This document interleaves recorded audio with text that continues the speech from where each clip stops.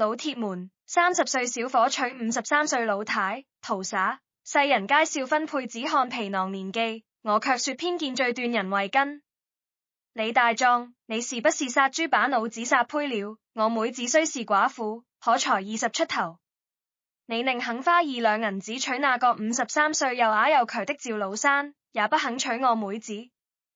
你船是不是個男人？說話的是鎮上信媒婆，此刻她雙手叉腰，站在李大壯家那是歪歪斜斜的木門前，唾沫星子飛出3尺遠，一丈半臉漲成豬肝色，像是被人當中扇了耳光。李大壯蹲在門檻上，手裏那把跟了10年的殺豬刀正被一塊磨石剩得響，他頭也不抬，聲音悶得像缸裏發酵的黃酒。你妹子嫌我一身腥氣，去年趕集碰見我，誤着鼻子要了半條街，趙冚子不嫌我借婚，我結定了。你信媒婆被他這副油鹽不進的架勢意得直翻白眼，手指頭戳到他鼻尖上。李大壯，你給我聽清楚，趙老山又啞又瘸，53了，53。你娘要是活着，能被你氣得從墳裡爬出來。磨刀的手讀了讀，李大壯抬起頭，一張被日頭曬得黝黑的臉上沒怎麼表情，只是眼眶微微紅了一瞬。他慢慢站起身，比信媒婆高出整整一個頭，身上的腱子肉一塊塊鼓着，殺豬刀往腰後一別，這副模樣，各鎮上未人敢跟他對幹。我娘要是活着，他卻說：大壯啊，別人嫌你臭，只有人家不嫌棄，你得記人家的好。他說完，轉身進了院子，第一聲把門關上了。信媒婆在門外躲了躲腳，嘴裏罵罵咧咧，雷，你就等着讓全村人看笑話吧。李大壯靠在門板上，長長吐出一口濁氣。院子不大，土牆圍着一間半破瓦房，牆角堆着幾副豬架子，血腥味怎麼洗都洗不掉。30歲的漢子，手掌上全是老繭，肩膀上全是鋼子壓出的印。窮是真窮，苦也是真苦。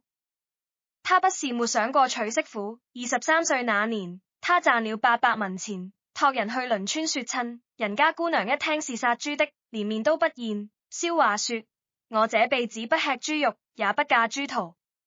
26歲，鎮上劉寡婦男人死了，他想湊上去搭把手幫忙。劉寡婦當着半個村的人面說：離我遠點，你那媚人能把死人分活了。29歲，他咬牙拿出2兩銀子求信媒婆保媒，信媒婆拍着胸脯說包在他身上。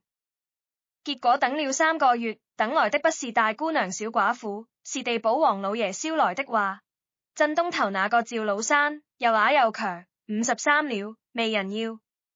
你李大壯不是想娶媳婦嗎？就他了，2兩銀子的聘禮，一文都不能少。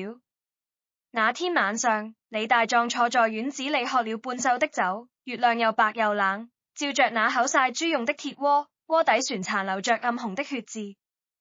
他想起10歲那年，爹死了，娘病着，他餓得在鎮口淘垃圾堆，翻出半個發霉的鍋頭，剛要往嘴裏塞，被幾個大孩子按在地上臭了一毒，說這是他們的地盤。他蜷在牆根底下，滾身是土，嘴裏全是血，以為自己要死了。是一個路過的女人，悄悄塞給他2個白面饅頭。那女人穿着灰布衣裳，臉上有一道嚇人的疤，可遞饅頭的動作很輕很輕，旋摸了摸他的頭，說了句雜麼。他當時餓懵了，沒認清，只記得那雙手雖然粗糙，卻很暖和。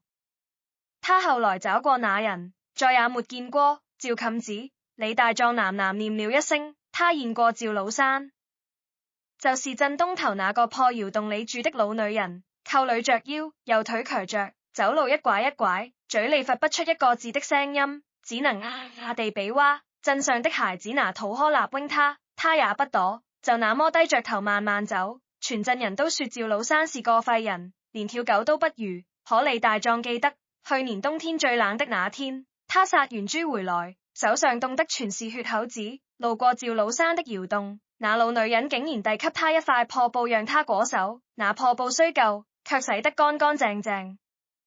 他拎住的功夫，趙老山已經轉身回了窑洞，那道扣裡的背影在風雪裡晃了晃，差點摔倒。那一刻他心裏忽然衝上一股說不清的酸澀，兩個被這世道嫌棄的人，就像兩條擱淺在河灘上的魚，連喘氣都沒人在意。2兩銀子取了又怎樣？總比一個人強，總比未人等他回家強。消息傳開的那天，半個鎮子都炸了鍋，鐵匠老一錘子砸在砧板上，震得火星子亂崩。李大壯要娶趙老山，那個又啞又瘸的老廢物？雜貨鋪的陳掌櫃搖着蒲扇，笑得眼淚都出來了。我說怎麼呢？30歲的光棍漢，怕是別瘋了吧？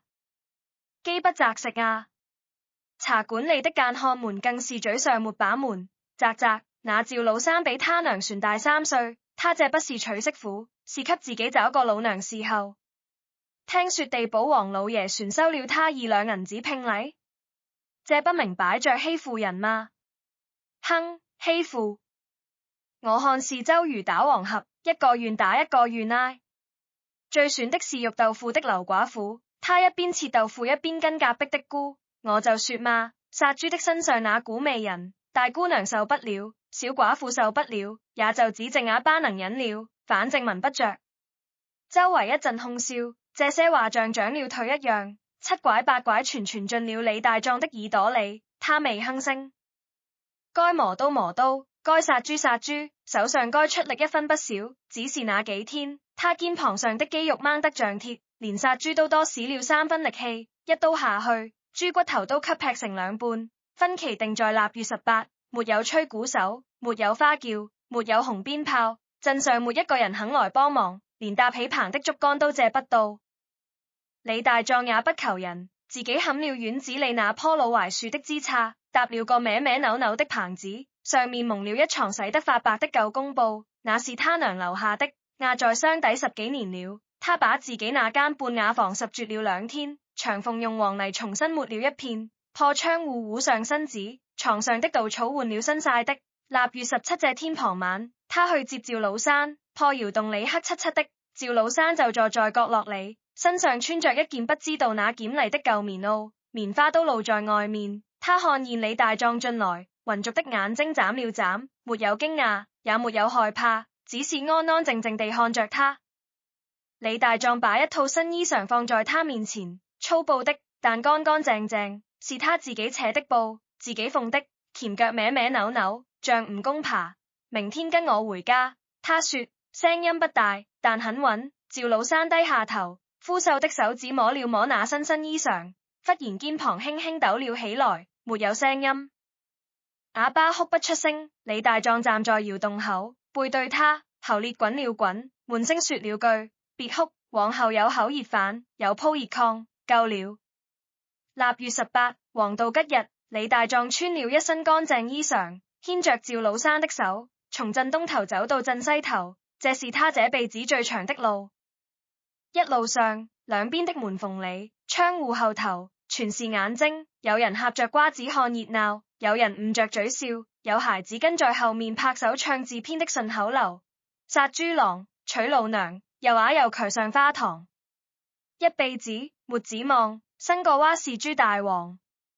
趙老山低着頭，腳步一瘸一拐，身體微微發顫。李大壯握緊了他的手，那隻手枯乾粗糙，骨折變形，像一截老樹根，但他握得很用力，像握着這輩子最要緊的東西。他沒回頭看那些笑鬧的人，只是大步往前走，走到自家門口時，他停了一下，扭頭看了趙老山一眼。老女人抬起頭，對上了他的目光，那雙渾濁的眼睛裡頭，分明有雜麼東西在閃，不是感激，不是害怕，而是一種他看不懂的、深沉的、近乎審視的平靜。就在那一瞬間，李大壯心裡落頓了一下，他說不清為雜麼，總覺得這雙眼睛不像一個撿破爛的老魚該有的，但這個念頭只是一閃，就被他按了下去。管他呢，既然進了這個門，就是一家人。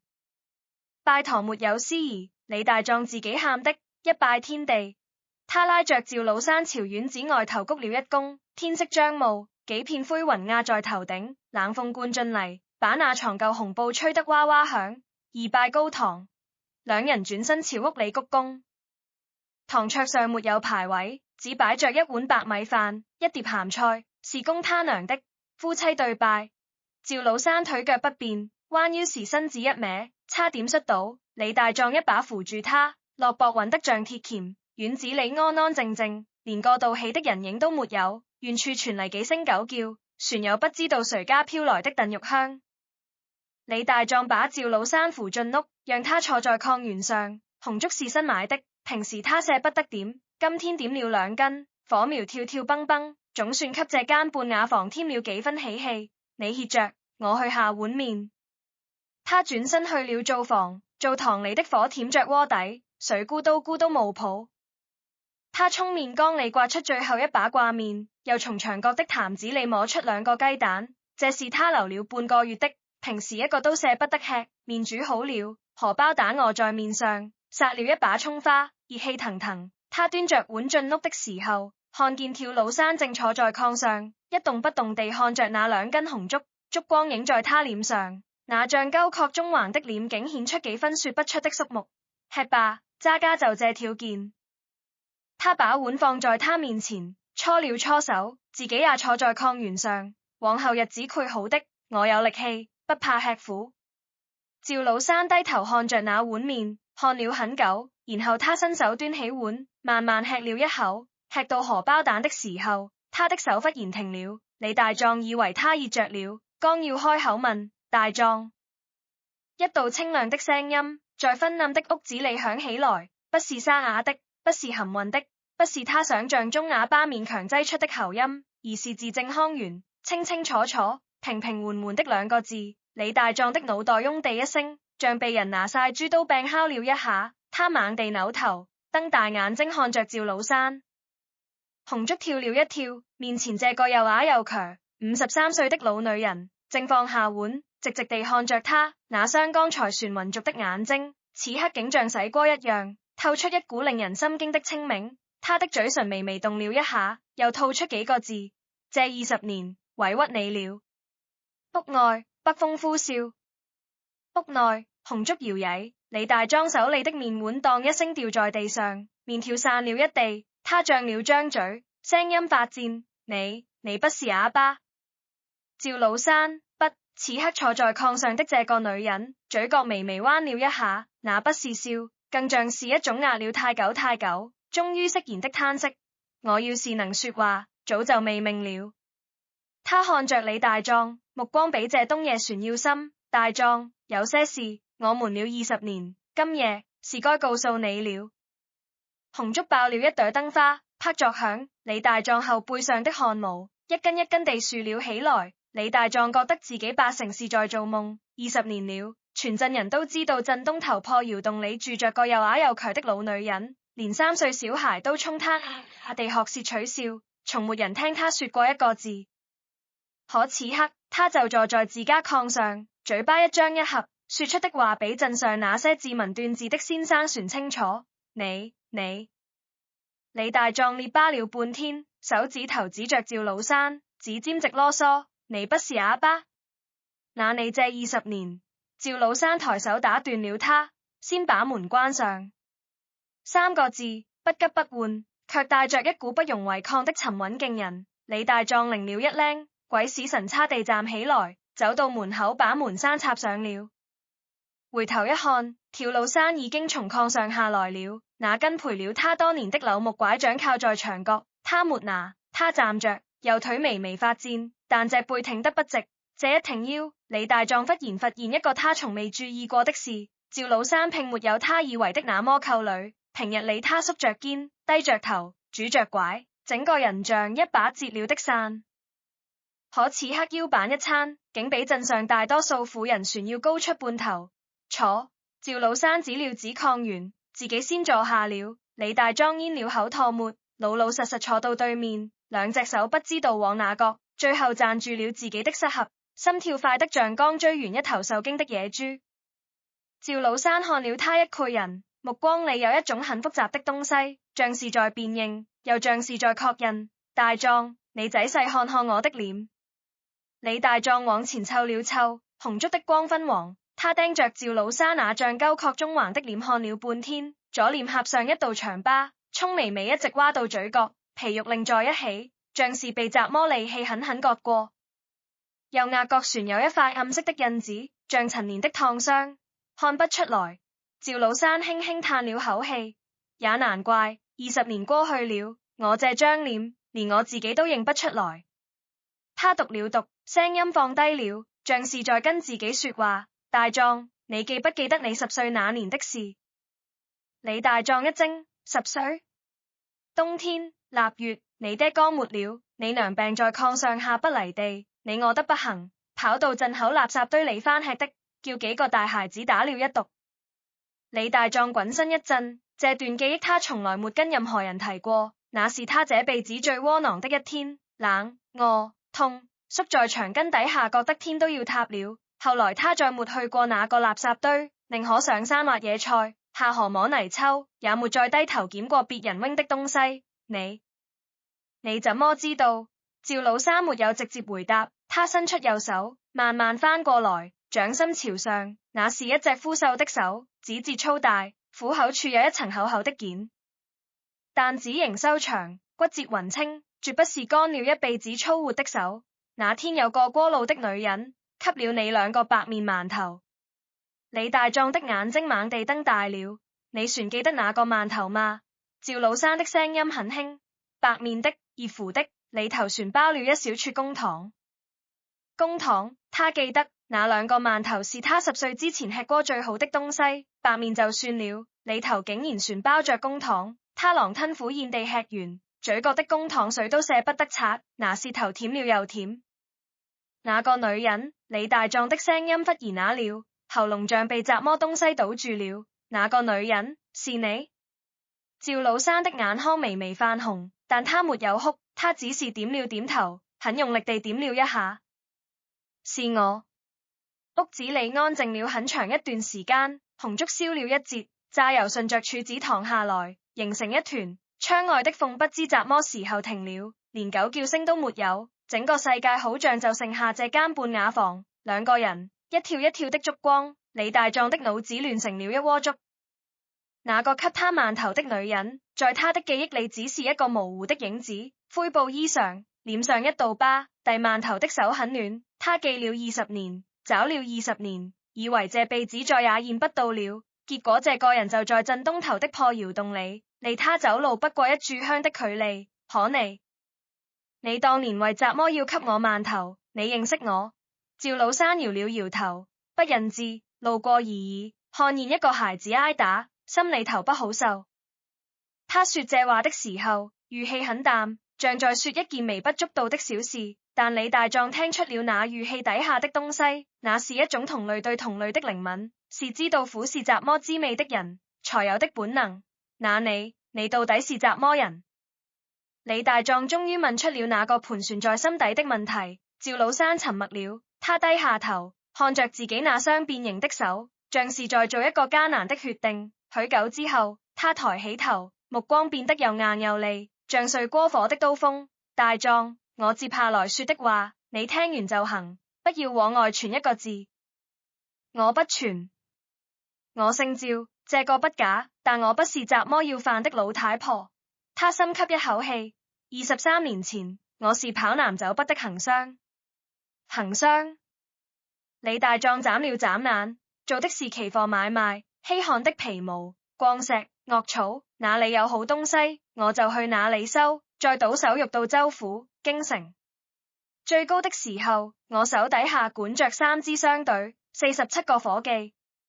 李大壯嘴脹成了 O 型，他見過鎮上最大的商人，就是開雜貨鋪的陳長舉，不過有2間門面，3個夥計，47個夥計，那是多大的買肉？趙老山像是看出了他的心思，嘴角微微一牽。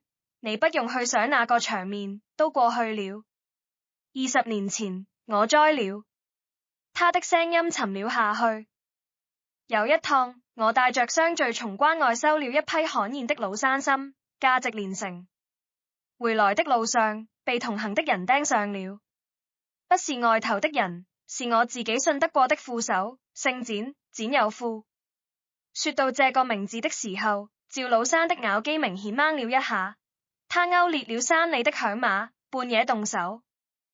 我3個貼身夥計全沒了，我拼了命跑出來，臉上挨了一刀，腿是從山崖上滾下來摔斷的，摔斷之後在山溝裏躺了3天，高燒不退，燒胚了桑子。他指了指自己的臉，又指了指喉嚨，這道疤是哪一刀？這副桑子是哪場燒？這條腿是哪一摔？李大壯攢緊了拳頭，指關節落落作響。哪個姓簡的呢？佔了商號，佔了人脈，改了名換了姓，這些年一直做着大買賣。趙老山的語氣出奇地平靜，像在說別人家的事。我一開始不敢露面，怕他斬草除根。後來桑子胚了，說不出話，就算想告狀也未人聽。一個又啞又瘸的女人，走到哪人都是累贅。誰信你曾經是走南闖北的大商？那你為什麼不去找官府？趙老山看了他一眼，那個眼神裏有苦澀，也有一種對天真的無奈。大壯，你殺一頭豬，從捅刀子到放完血，要多久？一盞茶的功夫，一刀下去，豬連叫都叫不出來，對不對？對。官府就是那把刀，姓簡的拿着銀子，上上下下都打點過了。我去告狀，不是送羊入虎口。他搖了搖頭。我在這鎮上躲了20年，不是不想走，是走不了。他沒有放棄找我，只要我露出一點破綻，比如忽然不啞了，不瘸了，不出半個月，我就潰死在某個看不見的角落裏。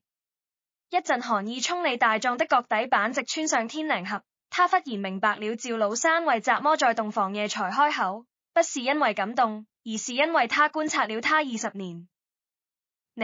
你一直在試探我？趙老山沒有否認。大壯，你別怨我。他的聲音軟了下來。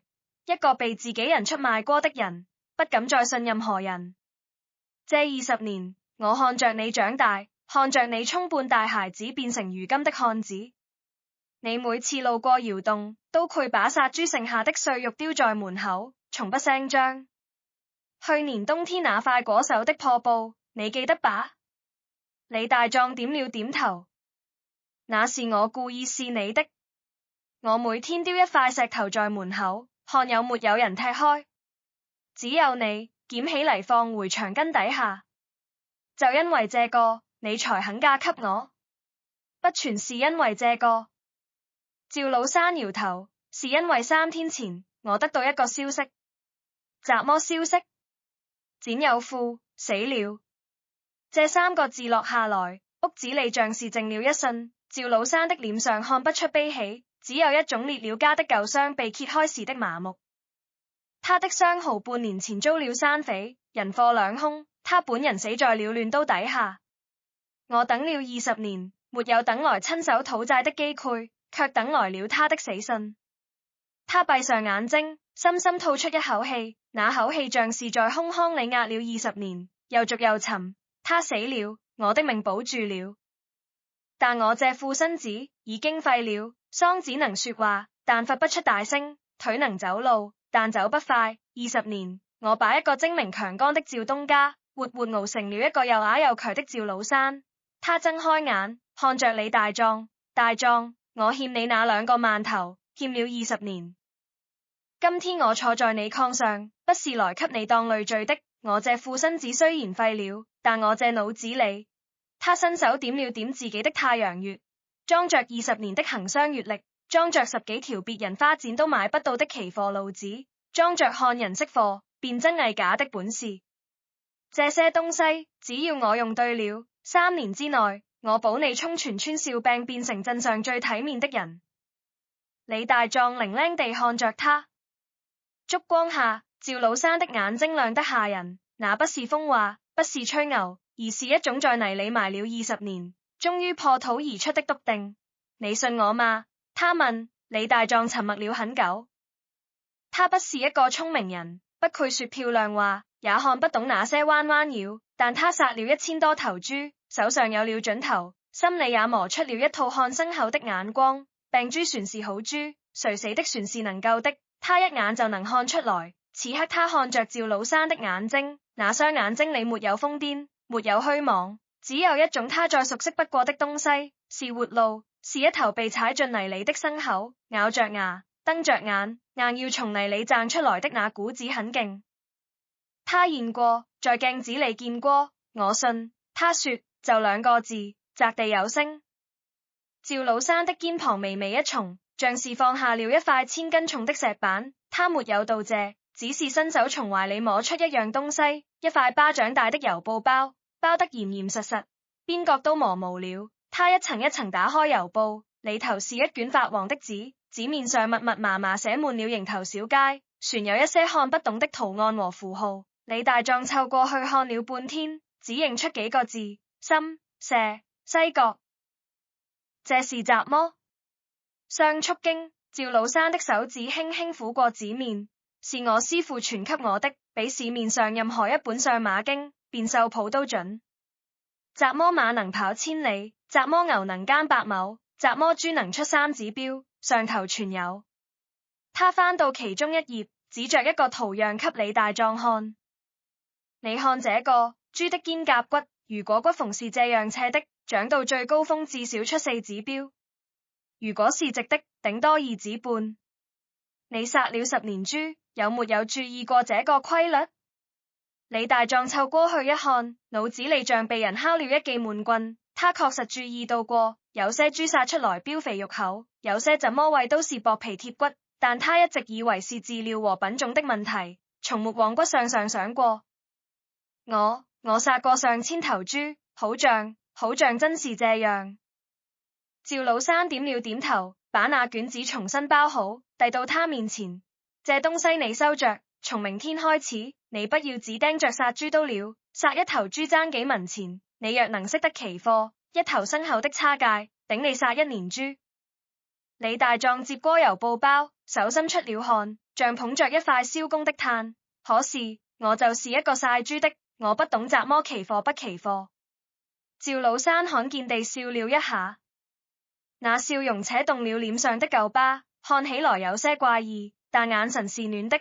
不懂，我教你。他重新拿起那碗已經亮透的麵，把散落的荷包蛋撥回碗裡，端起來吃了一口。不過咱們得先做一件事。什麼事？明天是大集，你去牲口市，把全部積蓄拿出來，買那匹沒人要的賴皮老馬。李大壯的眉毛擰成了一個疙瘩。賴皮老馬？那種東西買回嚟幹啥？連拉磨都使不上勁。趙老山又吃了口麵，不緊不慢地嚼着。大壯，你記住一句話。他放下碗，用袖子擦了擦嘴，抬頭看着他，眼中映着跳動的燭火。世上沒有廢牲口，只有廢眼力。明天你去，照我說的買回來之後，我保你10天之內，那匹馬讓你爭回10倍的價錢。李大壯攢着那卷郵報包，心跳得厲害。他不知道自己這一步踏出去，踩的是實地船是懸崖，但他看了一眼跳老山，這個在泥裡埋了20年，今晚終於站起來的女人，他眼裡的光比紅燭船亮。行，他把郵報包取進懷裡，明天我去買。趙老山點了點頭，不再說話，轉身鋪好了被褥。睡吧，明天有得忙。那一夜，李大壯躺在炕上，翻嚟覆去睡不着。炕那頭，趙老山的呼吸聲均勻綿長，像是把這20年的虧欠一口氣補回來。窗外的月亮不知什麼時候轉出了雲層，清亮亮地照着院子裡那根歪歪扭扭的起棚桿子和那面被風吹得鼓起來的舊公布。李大壯盯着房梁，腦子裡翻嚟覆去就是一句話：世上沒有廢牲口，只有廢眼力。他不知道的是，明天那匹賴皮老馬將會讓整個鎮子的人第一次把眼睛瞪圓了看他，而那些曾經笑他的人，很快就會知道他們笑錯了。天還沒亮，李大壯就醒了，炕那頭已經空了，被褥疊得整整齋齋，角是角，面是面，像都裁過一樣。灶房裡傳來輕微的響動，他踏着鞋走過去，看見跳老山正蹲在灶台前生火。他聽見面角步聲，頭也未回，灶台上溫着粥，喝了再走。李大壯應了一聲，端起碗，粥是昨晚剩的麵湯兌的，稀得照現人影，但熱乎乎的，從喉嚨一路暖到胃裏。集上辰時開始，你早去，趁牲口還未被人挑走，先找到那匹馬。趙老山往灶裏添了把柴，那匹馬是綠色的，左後腿有塊白斑，鬃毛打裂，瘦得肋骨一根根掃得清。育馬的是個黑臉漢子，姓胡，人家叫他胡二陵。你咋知道得這麼清楚？李大壯放下碗，我每回大閘都去轉，不買就看。趙老山站起身，拍了拍膝頰上的灰。我看了3年，那匹馬在牲口市上割了3回都未人要。胡二陵一次比一次要價低。你今天去，最多出800文，多1文都不要給。800文，李大壯心裏落噔一下，他全部家當，刨去娶親花的2兩銀子，就剩下1兩出頭。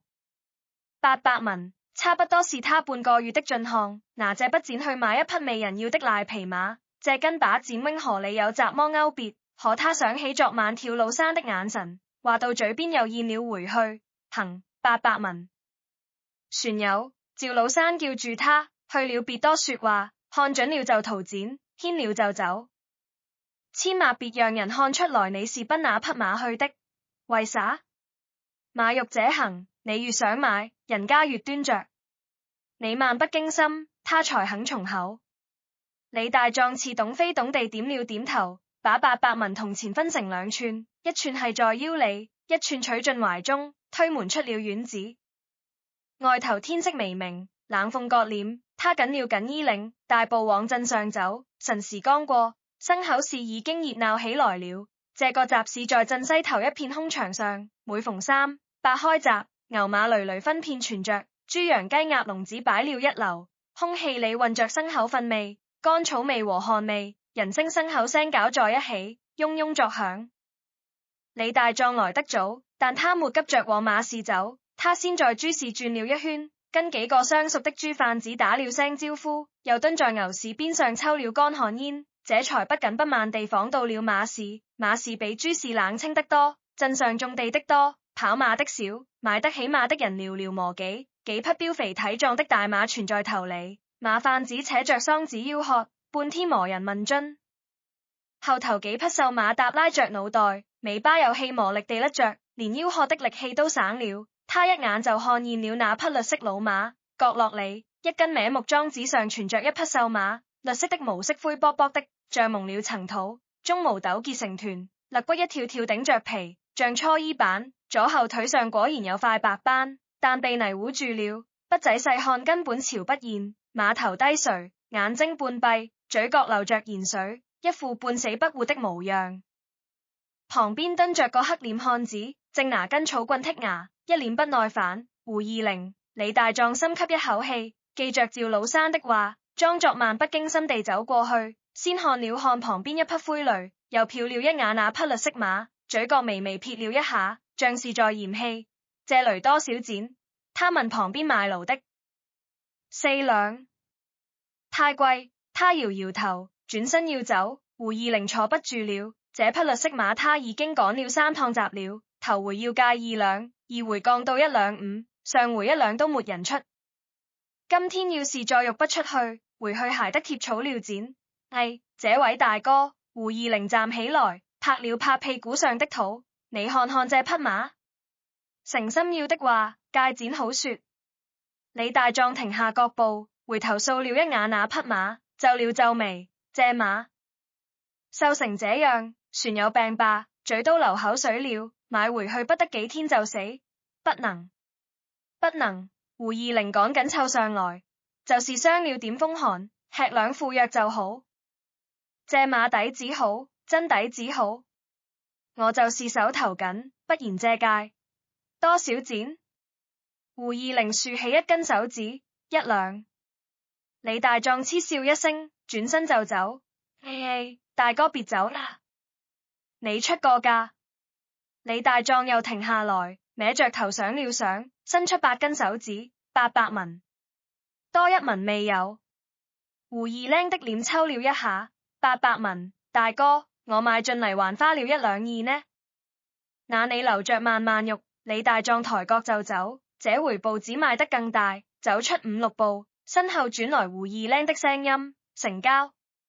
800文就800文。李大壯停下腳步，心裏那塊懸着的石頭落地了。他從腰裏解下銅剪，一文一文掃清楚，交到胡二陵手裏。胡二陵接剪的時候，臉上那股肉痛驚人，像是被人剜了一刀。馬韁繩呢？胡二陵從裝子上解下韁繩，往他手裏一塞，嘟囔了句：大哥，我可提醒你，這馬脾氣不好伺候。李大壯已經牽着馬走了，牽回家的路上，不少人都看見了。殺豬的李大壯牽着一匹半死不活的老馬，馬瘦得跟骨架子似的，走路打晃，鹽水滴答。喲，大壯，你這是買馬還是買骨頭？肉豆腐的劉寡婦第一個湊上來，手裏旋賺着切豆腐的刀。我看這馬怕是活不過3天吧。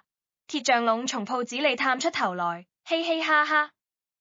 八成是便宜貨，便宜沒好貨。有人起哄，李大壯一言不發，牽着馬從人群裏穿過去。那些話像廠營一樣嗡嗡響，他連眼皮都沒抬一下。回到家，跳魯山已經在院子裏等着了。他看見那匹綠色馬，眼睛忽然亮了一下，不是那種見到稀世珍寶的驚喜，而是像一個老獵人，終於在草叢裏看見了獵物的蹤跡。牽過來，他招了招手，李大壯把馬牽到院子中央，趙老三圍着馬轉了2圈，先看了牙口，又摸了脊背，再擺開馬蹄子看了看蹄鐵，最後站在馬頭正前方，直直地盯着馬的眼睛。那匹馬忽然打了個響鼻，把頭抬了抬，就是這抬頭的功夫，趙老三的眼睛猛地米了起來。大壯，你去鎮上藥鋪買這3樣東西。他從地上撿起一根樹枝，在泥地上寫了3個名字。李大壯湊過去一看，黃芩、廠術、葛根，每樣2兩，拿回來熬水灌下去，連灌3天，就這能管用？管用。趙老三拍了拍馬脖子，語氣篤定得像在說天要下雨。這馬不是病，是寒氣入肺，加上長途趕路傷了元氣，又被胡二陵亂餵草料傷了脾胃。3副藥下去，寒氣散了，脾胃順了，他的真樣子就出來了。他讀了一下，聲音忽然低了下來，像是在自言自語：綠色皮毛，左後腿白斑，蹄鐵磨損，但蹄底紋路深。10年前我在關外見過這種馬，如果我沒看錯，他身上有汗血寶馬的骨相。汗血寶馬，李大壯以為自己聽錯了。這種東西他只在茶館說書人的嘴裡聽過，那可是能日行千里、價值連城的寶馬，怎麼可能出現在他們這個窮鄉僻壤的牲口市上？趙老三看出他的不信，也不爭辯，只是淡淡說了句：3天之後你就知道了。3天，李大壯熬藥熬了3天，也跟着心焦了3天。第1天，藥灌下去，馬沒怎麼反應，照樣耷拉着腦袋，連草都不怎麼吃。隔壁陳長舉的婆娘趴在牆頭看了，回去就到處說李大壯那匹馬快死了，到時候連馬肉都肉不出去。第2天，馬開始喝水了，但船是不吃草料。趙老三不慌，讓李大壯在惡水裏加了一把鹽和1捧碎豆子。到了傍晚，馬竟然主動把頭伸進了水桶，有門了。趙老三說，臉上看不出表情，但手指微微攢緊了拐杖。第3天早上，李大壯端着惡水進院子的時候，差點把盤摔在地上。那匹綠色馬站在院子中央，不是耷拉着腦袋半死不活地站着，而是昂着頭，豎着耳朵，4條腿穩穩當當地站着。晨光打在他身上，原本灰卜卜的毛色竟然泛出一層暗紅色的光澤，像燒透的炭火。肋骨全是突着，但脊背的線條不一樣了，那條從頸到臀的弧線掹得又直又流暢，像是都削出來的。李大壯殺過上千頭牲口，他太熟悉這種線條了，這是好骨頭才有的線條。趙冚子，他扭頭看趙老三，聲音都在發抖。這馬。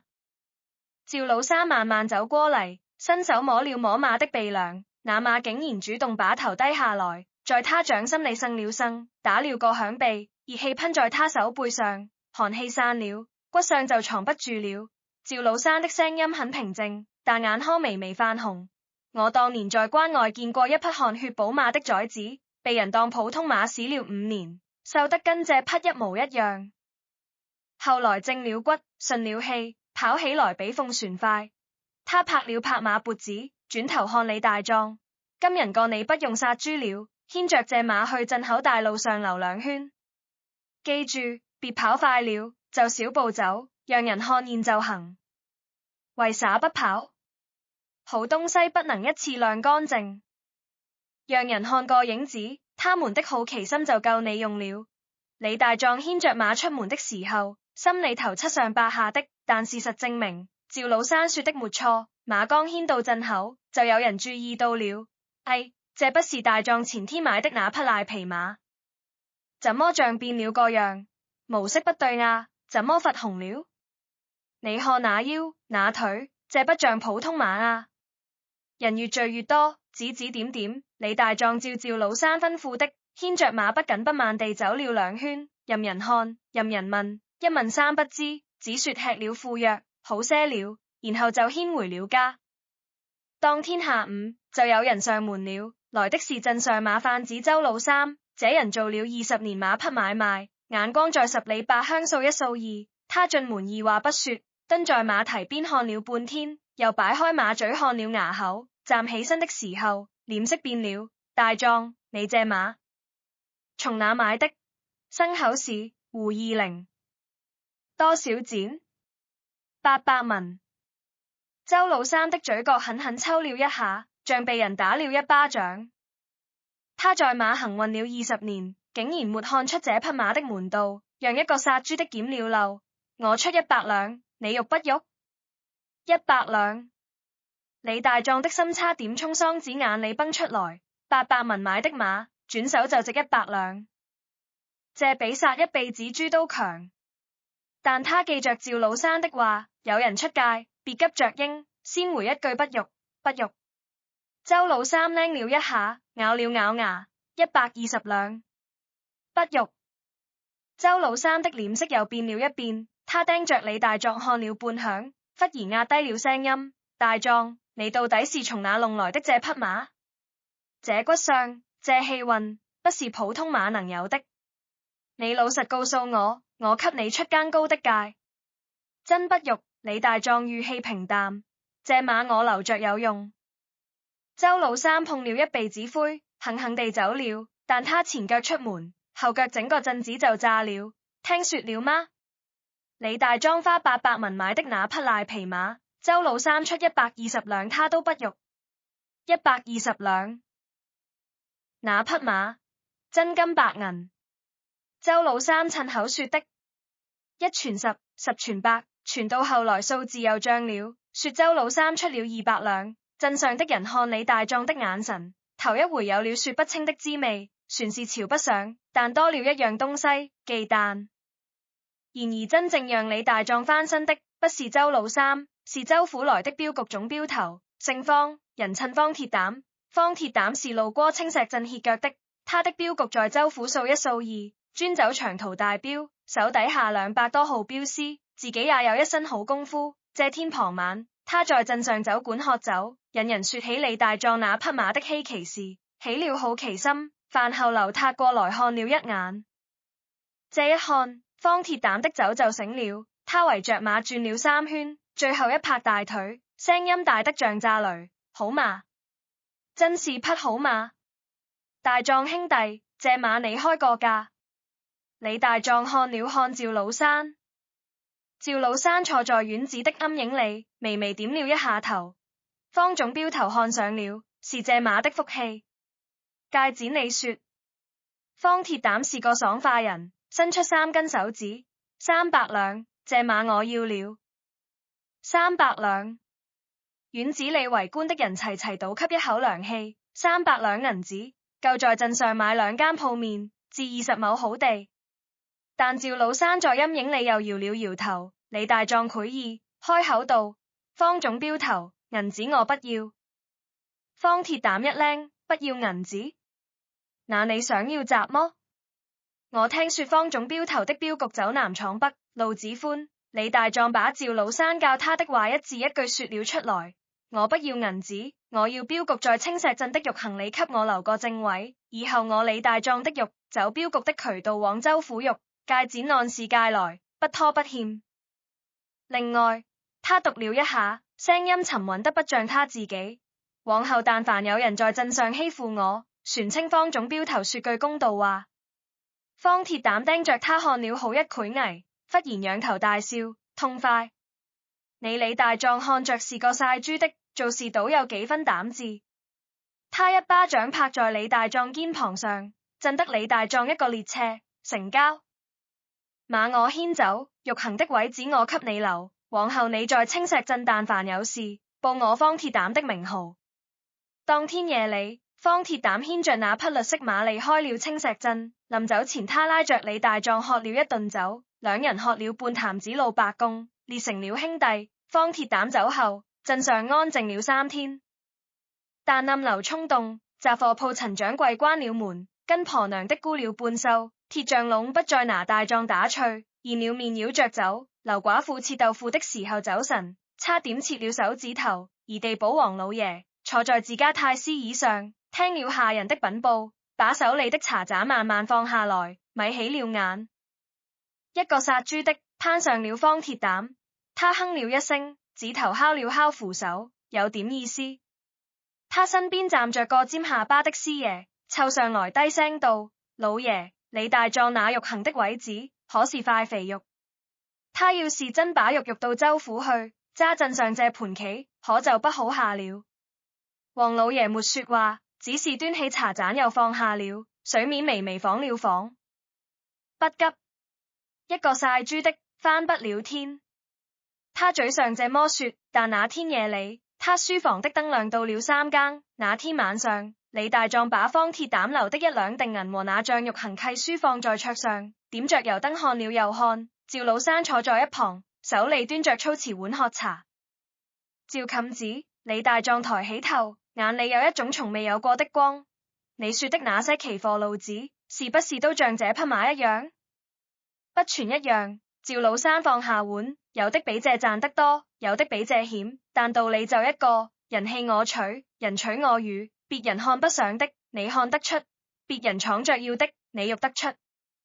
他看着李大壯，目光深沉。大壯，今天只是第一步，往後路船長，風浪船大，你可準備好了？李大壯讚了讚拳頭，掌心全是老繭，硬得像鐵。準備了。趙老三點了點頭，起身往屋裡走。走到門口，他忽然停下來，頭也未回地說了一句：那個地保王老爺不是善辭。你最近出門，把刀磨利點。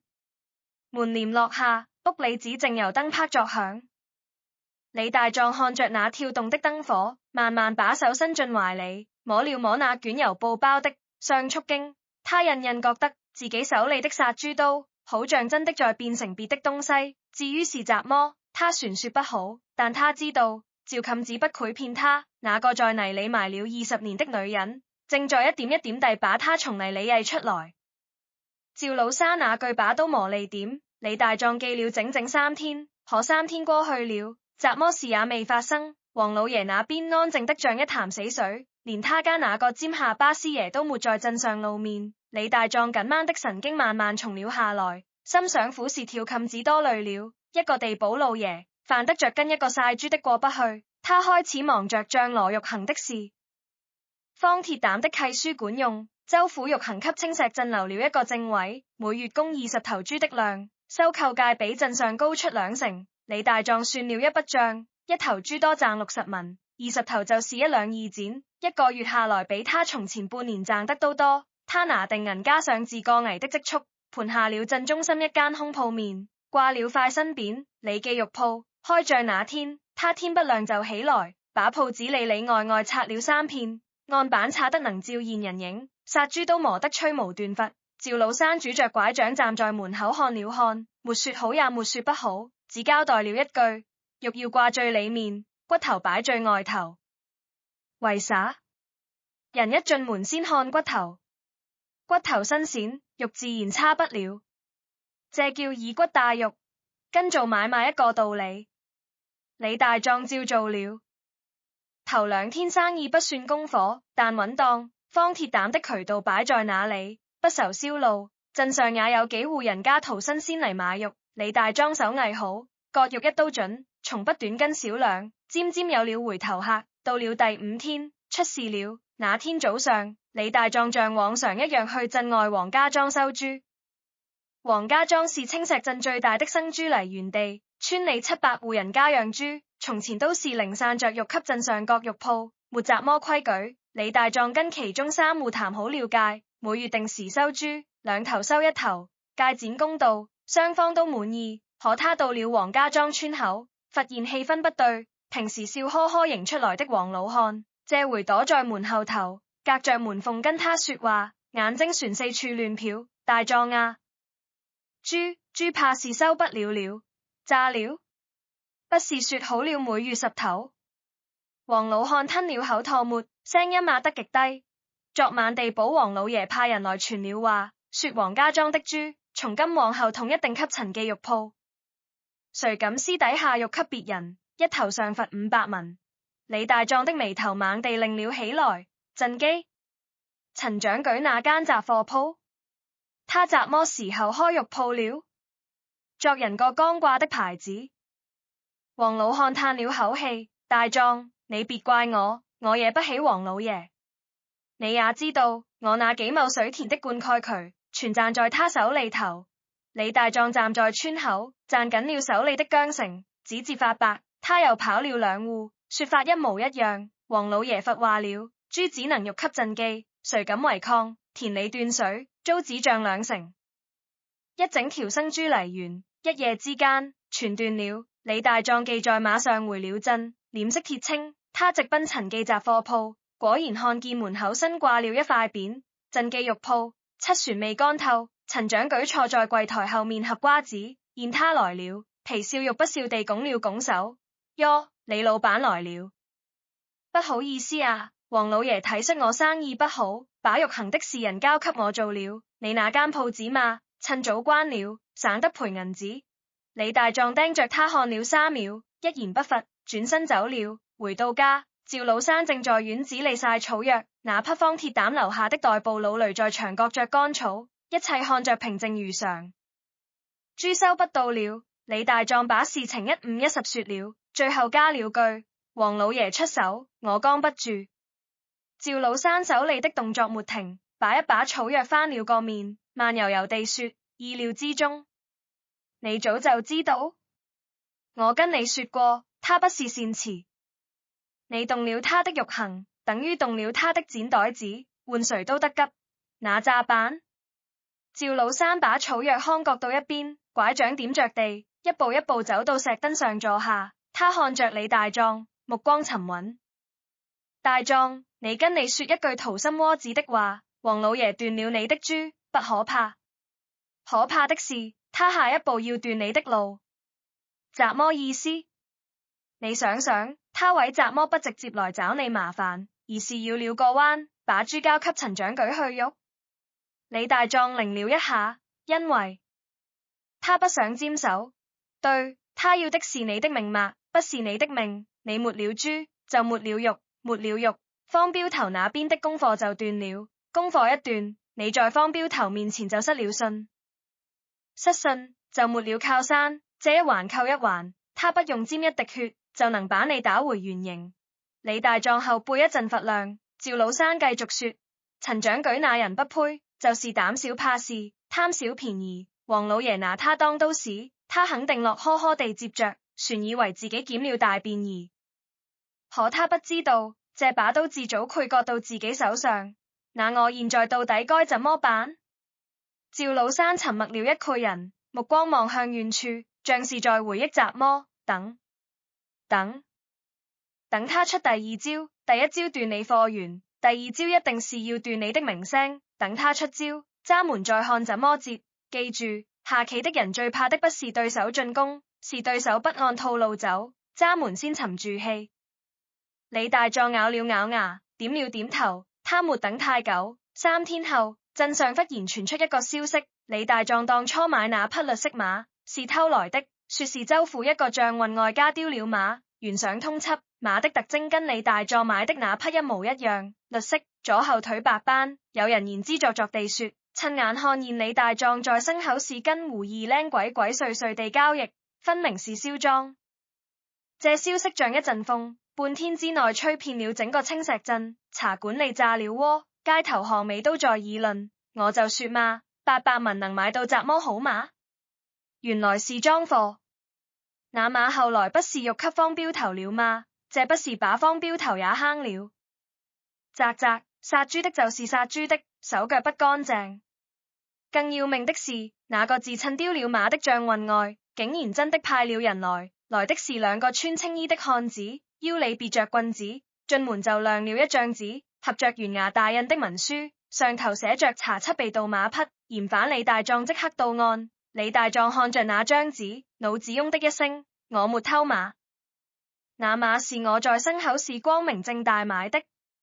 育馬的胡二齡可以作證。領頭的青衣人冷笑一聲，胡二齡已經跑了，你說他欲給你的，他人呢？李大壯心裏落等一下，胡二齡跑了，他忽然想起跳老山的話，等他出第二招，這不是第二招，這是第3招，斷貨源是第1招，造謠是第2招，這一紙文書才是真正的晒招。青衣人不再廢話，一根繩子往他手上一套，走，跟我們去縣衙說清楚。李大壯被押出鋪子的時候，整條街的人都看見了，有人搖頭嘆氣，有人幸災樂禍，有人縮在門後面看熱鬧，嘴上不說，眼裏全是果然如此的意味。肉豆腐的劉寡婦站在攤子後面，嘴裏的咕了一句，我就說嘛，窮命的人翻不了身。雜貨鋪不對，鎮記肉鋪裏頭，陳長舉正透過門縫往外看，嘴角掛着一絲不易察覺的笑。只有鐵匠龍站在自家鋪子門口，張了張嘴想說雜麼，最後船是嘆了口氣，未吭聲。李大壯被關進了縣衙的班房，說是班房，其實就是一間半地下的小黑屋，潮濕陰冷，牆角長着青苔，空氣裏一股霉味。他坐在草堆上，手上的繩子勒得手腕發紫，腦子裏翻嚟覆去只有一個念頭，趙冚子怎麼辦？她一個又啞又瘸的老女人，自己被關在這裏，誰來照顧她？王老爺下一步愧不愧對趙冚子下手？他越想越坐不住，衝着門外面喊：差大哥，我那老娘一個人在家，能不能讓我先回去？少廢話！外面傳嚟一聲呵斥，等過堂再說。過堂？雜麼時候過堂？誰來審？誰替他說話？他忽然發現自己在這個鎮上活了30年，真到了出事的時候，連一個肯站出來說句公道話的人都沒有。方鐵膽遠在州府，遠水救不了近火。那些他幫過的人，替王老漢收過豬圈，給鎮長舉送過豬下水，幫劉寡婦剛過磨盤，一個都不配出來，因為王老爺3個字就是這座鎮上的天。李大壯靠在冰冷的牆上，閉上了眼睛。他沒怕過殺豬，沒怕過窮，沒怕過被人笑話，但此刻在這間黑屋子裏，他頭一次感到了一種從骨頭縫裏滲出來的冷，不是怕坐牢，是怕那間破瓦房裏趙老三一個人守着空院子等他。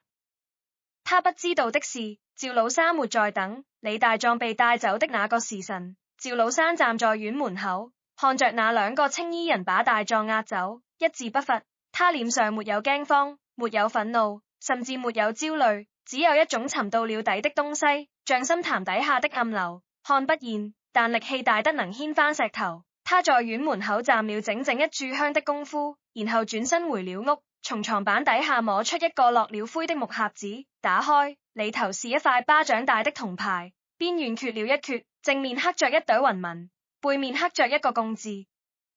他把銅牌攢在掌心裏，感受着那冰亮的金燭貼着皮膚的溫度。20年了，這塊牌子跟了他20年。從前他以為這輩子都不會再用到它，可老天爺把他逼到了這一步。王老爺，他低聲念出這3個字，聲音像沙子磨過鐵器。你以為斷了一個曬豬的貨源，就能把人往死裏踩？他把銅牌取進懷裏，拄着拐杖出了門，走到鎮後的時候，他停了一下，回頭望了一眼那間破瓦房，夕陽把屋頂上的舊瓦片染成一片暗紅，像凝固的血。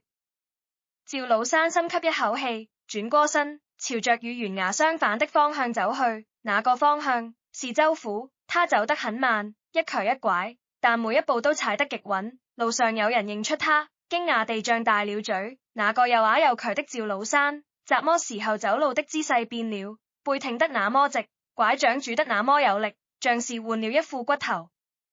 未人敢上前問，因為他的眼神變了，不再是那個低眉順眼、縮在牆角的啞巴老嫗，而是一頭蟄伏了20年，終於露出獠牙的老狼。那天夜裡，懸崖班房裡，李大壯沒有合眼，他聽着外面更鼓敲了1更、2更、3更，掃着牆縫裡爬過的蟲子，把趙老山說過的每一句話在腦子裡過了一遍又一遍。等他出招，閘門再看怎麼接。他早就料到了這一天，那他也一定留了後手。李大壯不知道趙老山去了哪裡，但他選擇信他，就像那天晚上他信他說的買那匹賴皮馬一樣。他攢了攢拳頭，掌心全是汗，等着吧。這場棋船未下完，趙老山走了整整一夜，從青石鎮到州府，走官道最快也要1天半，可他走的不是官道，他走的是20年前跑商時記下的山間小路，翻2道嶺，過一條河，近了4成路程，瘸着一條腿，拄着柳木拐杖，硬是在天亮前趕到了州府城外。守城的兵卒看見一個又老又瘸的婦人，連攔都懶得攔，揮揮手放他進去了。趙老山進城之後，沒有去衙門，沒有去商號，而是拐進城南一條窄巷子，停在一扇黑漆大門前，門上沒有匾額，只掛了一盞破燈籠，燈籠上寫着一個字：信。他抬起手，敲了3下，停了停，又敲了2下，門開了。開門的是個白鬍子老頭，看見他的臉，先是一愣，然後目光落在他手裡那塊缺角銅牌上，瞳孔猛地一縮，雲文共牌，貴號東家可在？趙老山的聲音沙啞，但每個字都像釘子一樣釘進對方耳朵裡。在，你稍後。白鬍子老頭一路小跑進去，不到半盞茶的功夫，一個50來歲的男人快步走了出來。這人穿着一身藏青緞面長袍，腰間掛着玉佩，面像富態，但眼神頽利，是那種在商場裡滾了幾十年，怎麼風浪都現過的人。他看見趙老山，先是一怔，隨即目光落在銅牌上，臉色陡然一變。你是趙家的趙半成。趙老山說了3個字，是他20年沒用過的名號，福信商號趙半成。那人倒吸一口涼氣，退後一步，拱手深深一揖：趙東家，在下信昌號宋明遠。20年前你幫過我師父的忙，他臨終前交代過，但凡現着雲文共牌，傾盡全力也要報。趙老山沒有寒暄，開門見山：宋東家，我今夜來，是求你幫我做一件事。你說。我養子在青石鎮被人設局陷害，關進了懸崖班房。設局的人是青石鎮地保王德貴，他勾結懸崖師爺劉半仙，偽造了一份盜馬文書，誣陷我養子銷贓。宋明遠的眉頭擰了起來，偽造文書，這可是重罪，可要告翻他們，得有實據。實據我有。趙老山從懷裡掏出一張折得方方正正的紙，展開帶過去。這是我託人從牲口市打聽到的，那個賣馬的胡二陵，在事發前3天就被一筆來路不明的銀紙買通了，連夜跑到了隔壁園藏了起來。這筆銀紙是充王德貴家的賬上出的，經手人是他家的賬房先生。宋明遠接過紙看了一眼，眉頭越擰越緊。這賬房先生，他欠着信昌號的貨款，3個月未還了。趙老山看着宋明遠：宋東家，我不白求你，你幫我找到這個賬房先生，讓他到懸崖作證。他欠你的銀紙，我來算。宋明遠把紙折好，取進懷裡，沉聲道：趙東家，你這話說遠了。當年若不是你拉我師父一把，信昌號早就沒有今天。這點忙，不提銀紙。他轉身吩咐下人備馬，又回頭問了一句：船有別的要我辦的嗎？趙老山想了想，說了個名字：方鐵膽。方標頭，他是我養子的列拜兄弟，此刻應該船在回州府的路上。你派人迎一迎，讓他盡快趕回青石鎮。到了鎮上，讓他帶人去黃德貴的鋪子裏走一趟，別動手，就看雜麼？趙老山嘴角微微一牽，那個笑容裏帶着20年磨出來的鋒利。看黃德貴鋪子裏藏的私鹽。宋明遠一驚：私鹽？我在這鎮上裝了20年啞巴，耳朵沒聾，眼睛沒瞎。黃德貴的雜貨鋪後院地窖裏，常年囤着從鹽販子手裏收的私鹽，少說3、4千斤。他以為天衣無縫，可他不知道，每晚3更過後搬貨的那個響動，隔着2堵牆我都聽得見。宋明遠深深地看了他一眼，忽然笑了：趙東家，你這20年不是在躲，是在等。趙老三沒有接話，只是拄着拐杖往外走，走到門口，他停下來，聲音微啞：我不是在等，我是在活，一天一天地活。活到今天，總算活出了一個能開口說話的機會。他頭也不回地走進了晨曦里。2天後，青石鎮縣衙，縣令姓周，是個50出頭的老進士，考了一輩子才混了個末等縣令的缺，為人不算貪，但膽子小，凡事都聽師爺劉半仙的。劉半仙說雜麼就是雜麼，他只管話押及印，從不多問。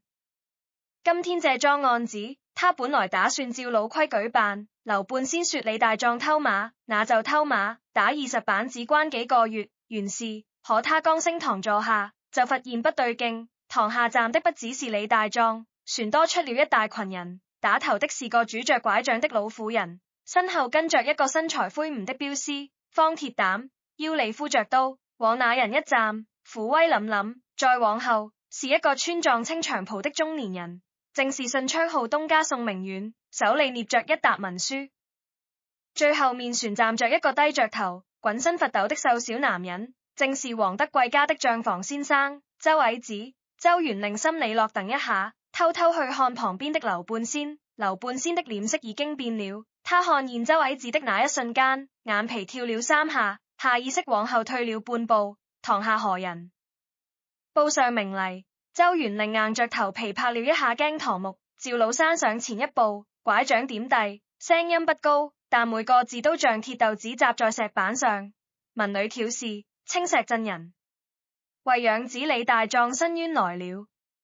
劉半仙嗤笑一聲，闖在縣令前面開口：一個又啞又瘸的老太婆也敢上堂？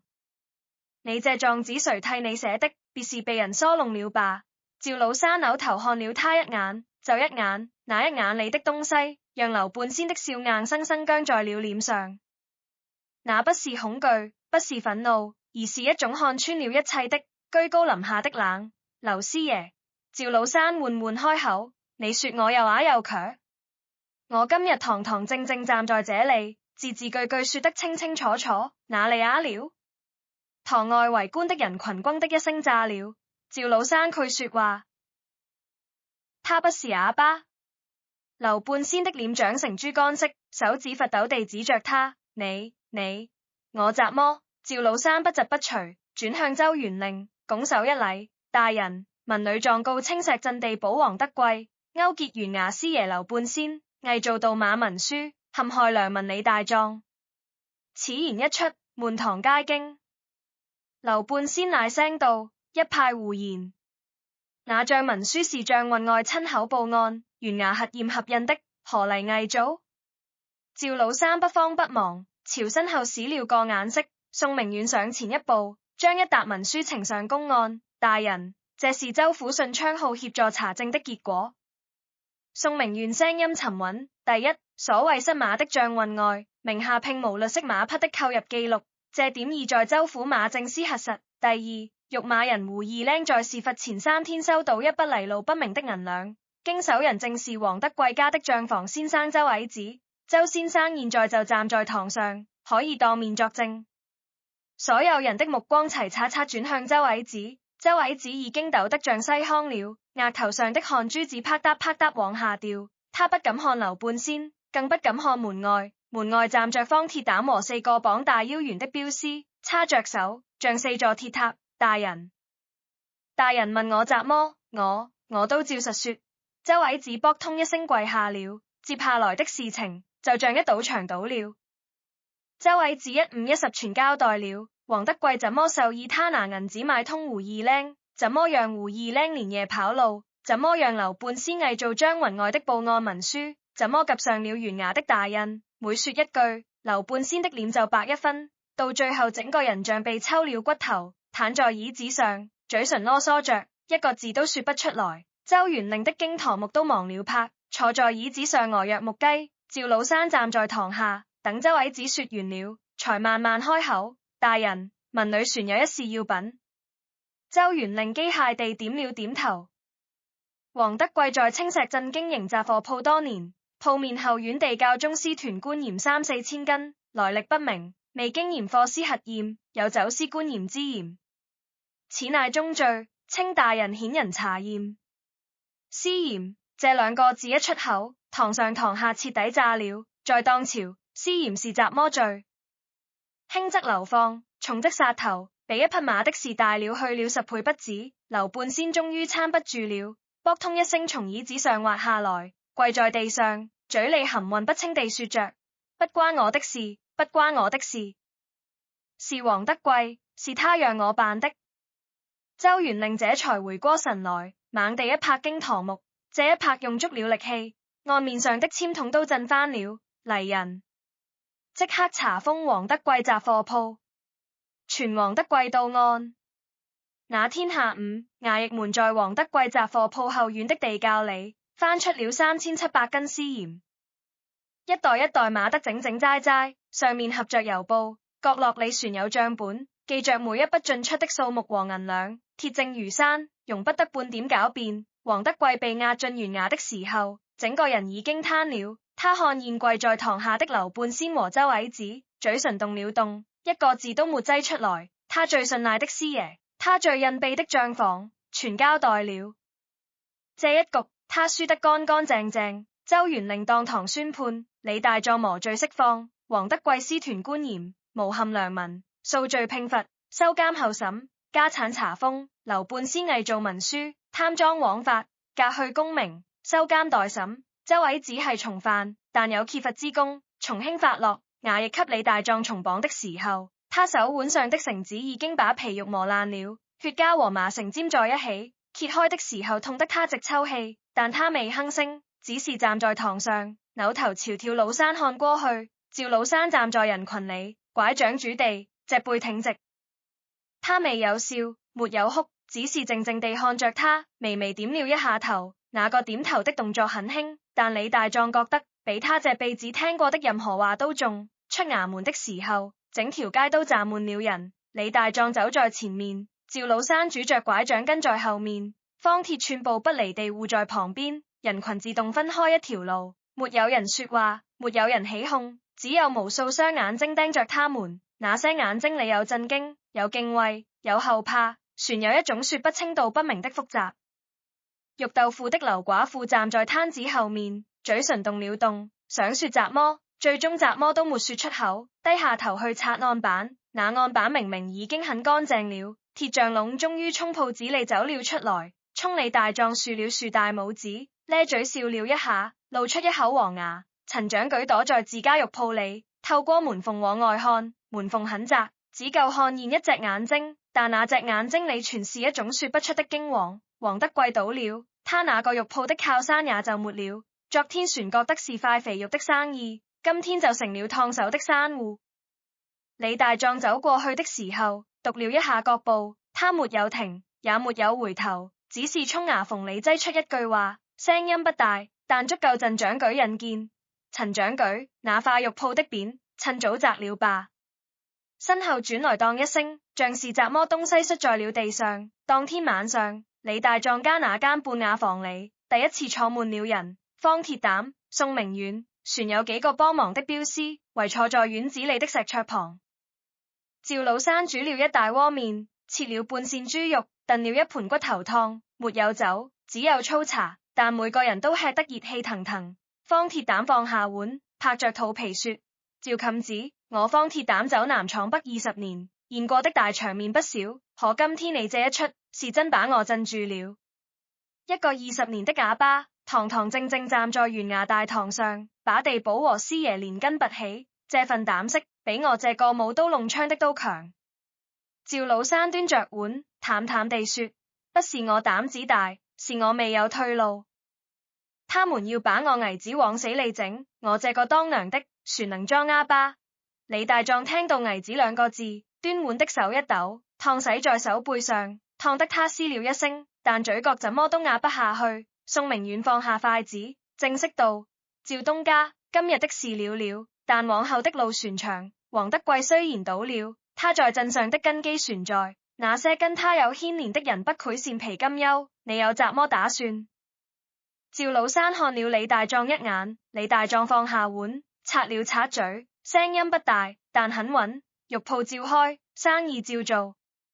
黃德貴查封的家產裏有間鋪面位置極好，我打算去衙門登記成買。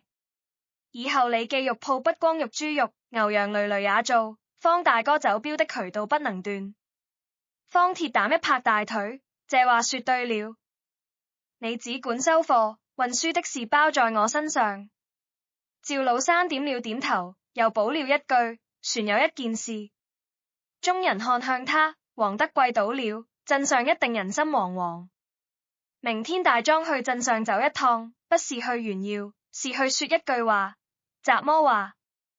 趙老山的目光掃過在座每一個人，最後落在李大莊身上，告訴他們：從前黃德貴怎麼對待大家，李大壯不愧，欠的賬一筆勾銷，有怨的怨氣今天散盡。李記肉鋪開門做買肉，童叟無欺，誰願意跟李大壯做生意？明天來鋪子裏喝碗茶。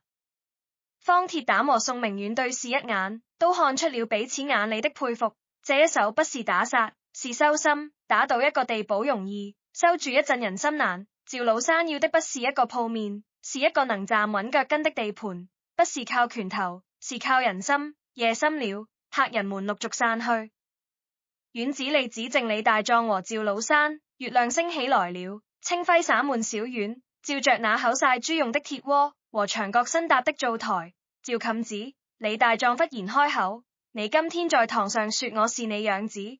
趙老山正在收拾碗筷，猛然動作一讀，然後繼續擦桌子，聲音淡淡的：你不願意？不是。李大壯撓了撓頭，耳根有點紅，就是怪不好意思的。趙老山停下手中的活，轉過身看着他，月光下，他那像布滿疤痕的臉上，罕然地浮現出一絲柔和。大壯，我這輩子沒有兒女，沒有親人，20年裝鴉作殘，連個說話的人都沒有，是你把我從那個破窑洞裏接出來的。你給我一碗麵，一鋪熱炕，一個家。他的聲音微微發顫，但很快又穩住了。你不是我養子，是我這20年來唯一活着的原因。李大壯低下頭，喉嚨哽住了，半天說不出話。他使勁吸了吸鼻子，聲音悶悶地擠出一句：趙娘。這個字落地的時候，院子裏靜了一瞬，然後趙老山笑了。那是李大壯第一次看見他真正地笑，不是嘴角微牽，不是眼底精明，而是衝心底裏衝上來的，帶着淚光的一個母親才配有的笑。月光很白，夜鳳很亮，但那間半瓦房裏頭一回有了真正的暖意。黃德貴倒台的消息，像一塊石頭砸進了青石鎮這潭死水，漣漪一圈一圈往外擴散，3天都沒平息。鋪面查封，家產充公，人關進懸崖大牢。那個在鎮上躲一躲各地面都要戰3戰的黃老爺，說沒就沒了。他府上的下人散的散，跑的跑，連那跳厭了人就呲牙的黑狗都被鄰村人撿了去。劉半仙更慘，革了功名不算，船牽出一樁3年前的舊案，幫人篡改田契，貪了17兩銀子，兩罪併罰，判了流放3千里。這輩子怕是回不來了。鎮上人議論了3天，從黃德貴說到劉半仙，從劉半仙說到師爺，從師爺說到趙老山，說着說着，話題就拐到了一個讓所有人心裏都發癢的方向。黃德貴那間鋪面歸誰？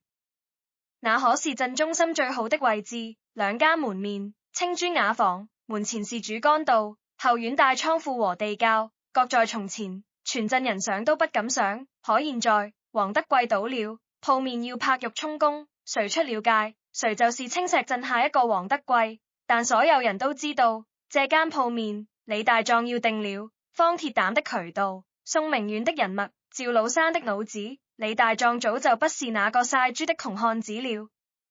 誰跟他闖，就是跟整個州府的鏢局和商豪作對。於是風向變了，變得比翻書船快。最先上門的是賣豆腐的劉寡婦。那天一大早，李大壯剛開了鋪子門，正在案板前磨刀。門口一暗，一股子豆腥味飄進來。抬頭一看，劉寡婦端着一籠熱豆腐站在門外，臉上堆着的笑比豆腐船白嫩。大壯啊，剛出的嫩豆腐，給你嘗嘗鮮。李大壯手上的都沒停，只掃了他一眼。劉素子，有事？劉寡婦把豆腐放在案板邊上，搓着手，臉上那笑擠得有些僵。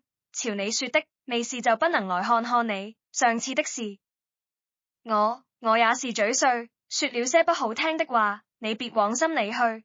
哪句話？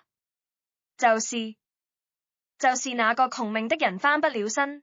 劉寡婦的聲音越來越小，小到最後幾乎忍不現了。李大壯停了刀，抬頭看着他。劉素子，我被關在懸崖那天，你原話怎麼說的來着？我就說嘛，窮命的人翻不了身，對不對？劉寡婦的臉騰地紅了，嘴唇囉嗦了幾下，說不出話嚟。我記性不好，但這句話記住了。李大壯拿起刀，繼續磨豆腐，你帶走，我吃不起。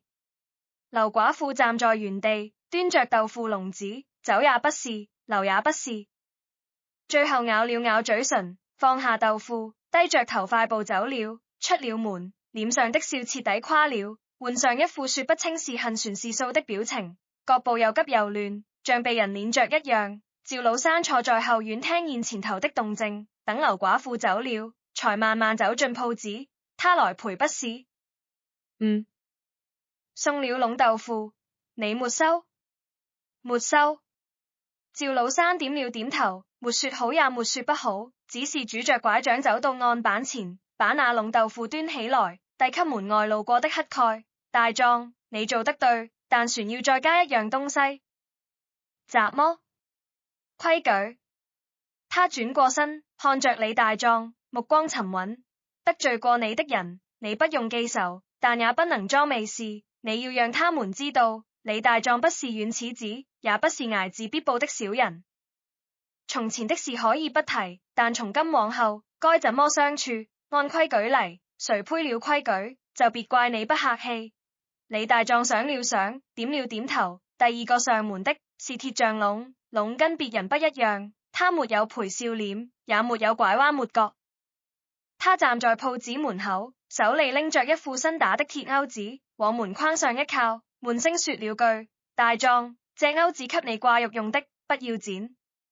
李大壯看了他一眼，又看了看那副鐵鈎子，活泥精細，用料紮實，一看就是下了功夫的。籠叔，你這事別多想。籠打斷他，撓了撓花白的頭髮。你被押去懸崖那天，我在鋪子門口站着，想替你說句話來着，最後沒張開嘴。他讀了一下，臉上的皺紋擰成一團，像是在着一塊咽不下去的東西。我這輩子打過無數鐵，最硬的不是鐵，是舌頭。它軟，可它比鐵難控制。那天我舌頭沒動，心裏頭一直過不去。這鈎子，算我給你賠過不是？李大壯沉默了一概人，伸手接過了鐵鈎子。籠叔，你的話我記住了。鈎子我收，但這不算賠不是，這是你手藝，該給剪。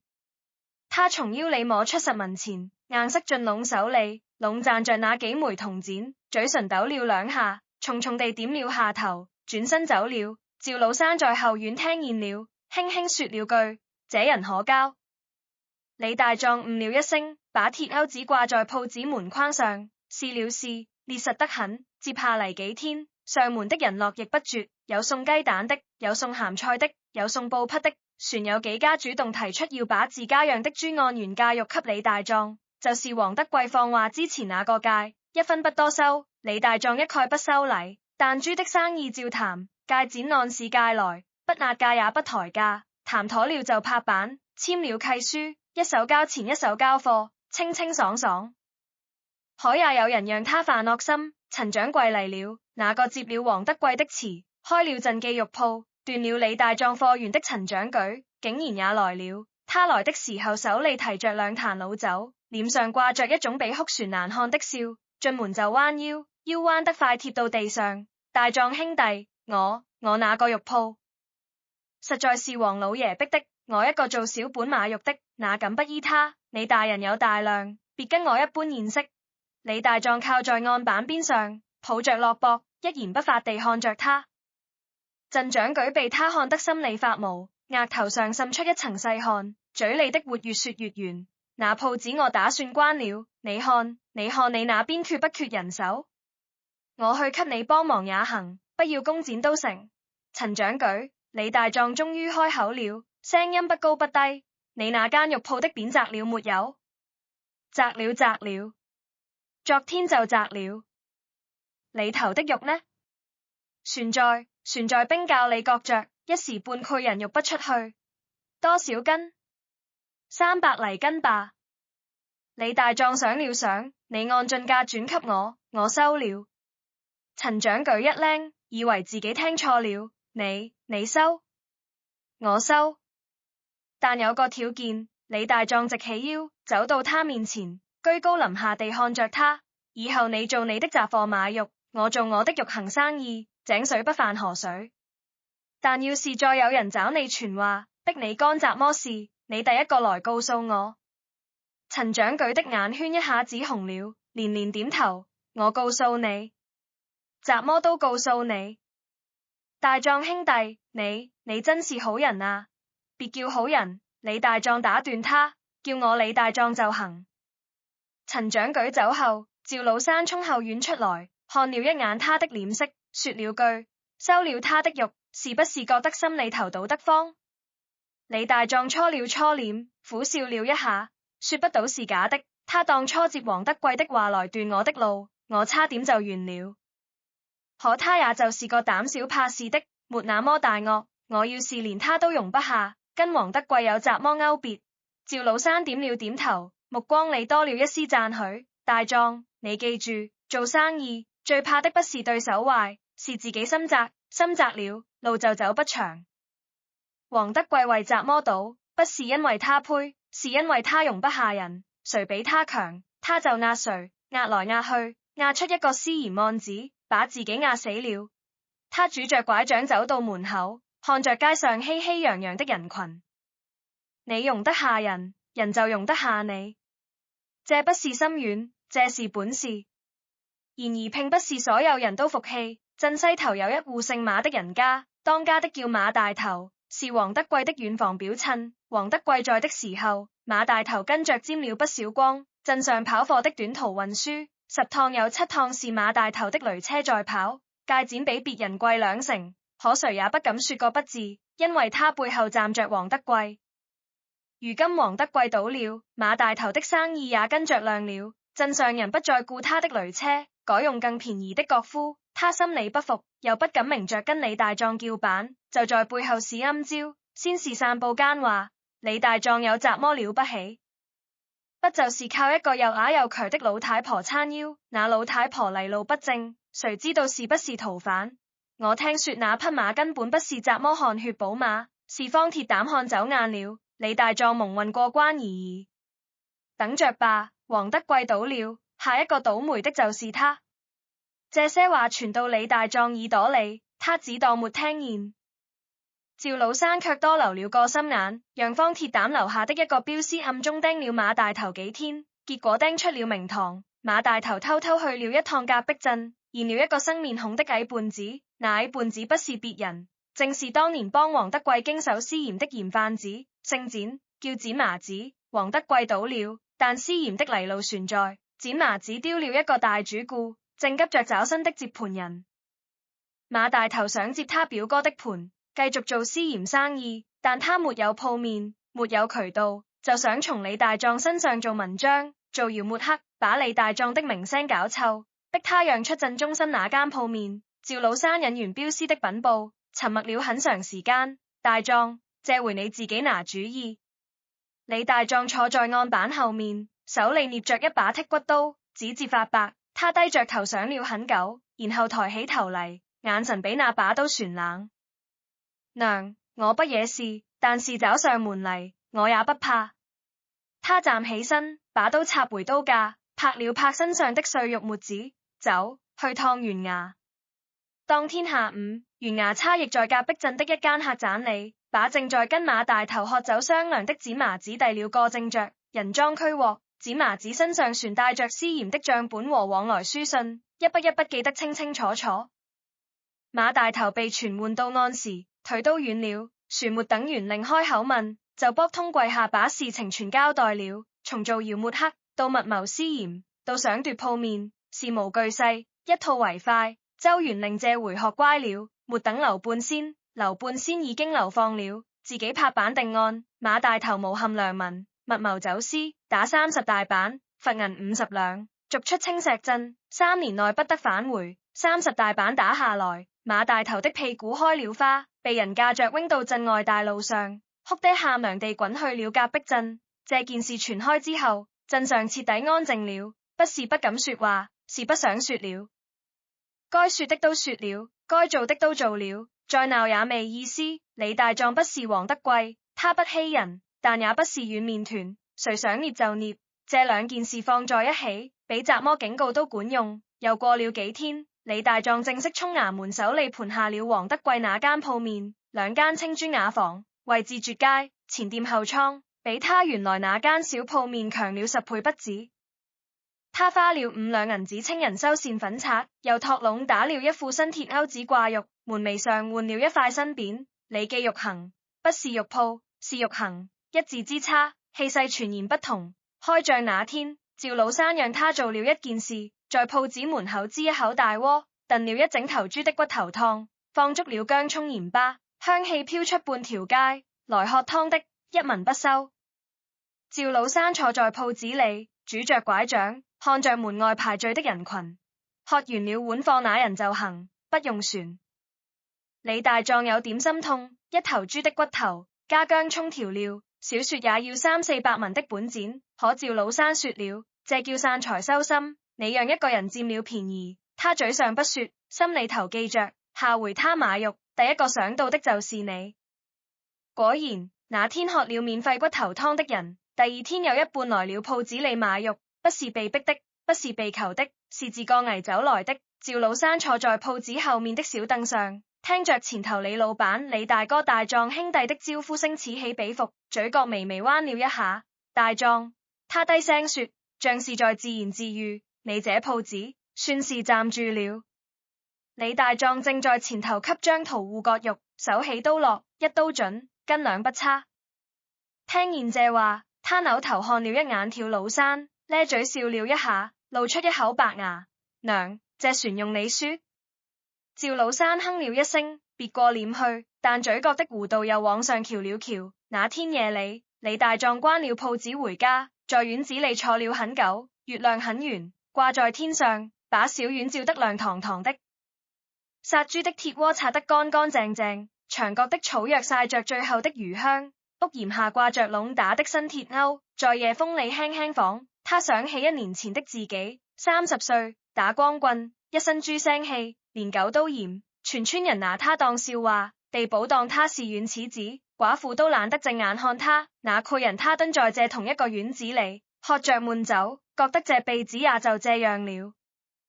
可現在呢，鋪子2間，渠道2條，方標頭叫他兄弟，宋東家認他朋友，鎮上人叫他李老闆。這些變化不是天上掉下來的，是從那個又啞又瘸的老女人身上脹出來的。他裝了20年啞巴，忍了20年苦，挨了20年罵，可他一開口，就替他掙出了一片天。娘，他對月亮說了一聲，聲音輕得像風。屋裏沒有回應，趙老山已經睡了，但那2個字落在夜風裏，被月光裹着，飄進了屋檐底下，飄進了那扇半掩的窗戶裡，落在一個老婦人枕邊。他聽見了，嘴角彎了彎，翻了個身，睡得更沉了。3年後，青石鎮變了，最明顯的變化是鎮中心那條街，從前只有2間像樣的鋪面，一間黃德貴的雜貨鋪，一間鎮掌櫃的舊攤子，剩下全是漏風的土牆門臉。如今一排排新匾掛起來，布莊、良行、鐵匠鋪、藥鋪，一家挨一家。到了趕集的日子，人擠人，牲口挨牲口，熱鬧得跟州府城裏有得一比。而這條街上最大的一間鋪面，門口掛着一塊黑底金字的匾，李記商行，不是肉行了，是商行。3年時間，李大壯的生意從豬肉擴到了牛羊驢騾，又從牲口擴到了皮毛惡財，再從藥材擴到了糧油布匹。方鐵膽的標路越走越寬，宋明遠的商號越做越大，李大壯夾在中間，一頭接貨源，一頭接渠道，像根鐵鏈子把兩頭纏得死死的。鎮上人算過一筆賬，李記商行1年走貨的流水，少說也有3、4千兩，3、4千兩是什麼概念？青石鎮全鎮的田富加一化人，也不過這個數。從前叫他殺豬佬的人，如今帳口閉口李東家；從前拿他當笑話講的人，如今拿他當傳奇講。茶館裏的說書先生編了一段書，叫《阿婆開金口，屠戶翻雲天》。每逢趕集日開講，座無虛席，連隔壁鎮的人都跑來聽。可李大壯船是那個李大壯，每天天不亮就起來，先去鋪子裏轉一圈，摸一摸案板乾不乾淨，看一看掛鈎結不結實，聞一聞肉有沒有異味，然後回家吃跳老山煮的粥，永遠是那碗稀得照人影的麵湯粥，配一碟鹹菜，10年如一日。有人勸他換大宅子，他不換；有人說你該穿綢緞了，他不穿；有人送了一張雕花大床，他讓人抬去了後院倉庫，繼續睡他那張硬邦邦的木板床。氈是賺來用的，不是賺嚟擺的。他總是這麼說，跟當年蹲在門檻上磨都是一個口氣。只有一件事，他聽了跳老山的話，娶媳婦。說的是方鐵膽的小女人方秀蘭。方秀蘭今年19，是方鐵膽的掌上明珠，生得不算多漂亮，但眉眼正，性子穩，手也巧，能算賬，能持家，能跟腳夫討價還價，也能在灶台前一手好面。方鐵膽膝下磨子，只有這麼一個閨女，一直想找個靠得住的人託付。李大壯列拜兄弟的身份，方鐵膽早就高看一眼。後來又見他在鎮上站穩了腳跟，做事有章法，待人之進退，不是那種有了銀子就飄的人，心裏頭便有了譜。可這是人，方鐵膽未先跟李大壯提，而是先找了跳老山。那天方鐵膽特意從州府趕來，拎了2壇好酒，在李家院子裏坐了半下午，聊着，話拐到了正題上。趙冚子，我家秀蘭的婚事，我想聽聽你的意思。趙老山正在給院子裏的草藥澆水，抿然手讀了一下，然後繼續囂，聲音不緊不慢。方標頭，你是做大買賣的人，閨女嫁給一個殺豬的，不怕丟面子。方鐵膽哈哈大笑，趙冚子，你這話說外道了。我方鐵膽是看面子的人嗎？我看的是人。大莊這小子實誠有擔當，知恩圖報，比我見過的那些公子哥危強100倍。趙老山放下水瓢，看着他，目光裡有一種審視的意味。方標頭，我把醜話說在前頭。大壯是我兒子，但他也是個粗人，大字不識幾個，性子俗，說話直，不配哄女人開心。你家姑娘要是嫁過來，過的是粗茶淡飯的日子，不是錦衣玉食的日子。我閨女也不是那種貪慕虛榮的人。方鐵膽正式道，他自個人說了，嫁人嫁心不嫁財。李大壯的心，他信得過。